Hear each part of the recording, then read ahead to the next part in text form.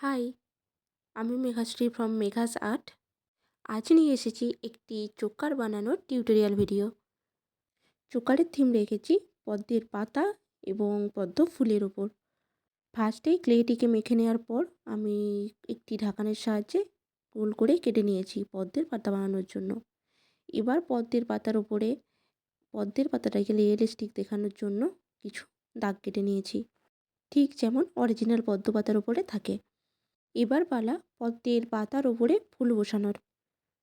এখানে পদ্মের পাপড়ি করার জন্য ক্লেটিকে 10 ভাগে ভাগ করেছি সমান, এবং প্রতিটি ভাগকে আমি পদ্মের পাপড়ির আকার দিয়েছি। পুরো চোকারটি বানানোর পর আমি এর কানের জন্য এখানে দুটি কড়ি পদ্ম বানিয়েছি। এটির কালার করার ভিডিও আমি পরে নিয়ে আসবো। ভিডিওটি কেমন লাগলো অবশ্যই জানিও। আজকের মতো টাটা।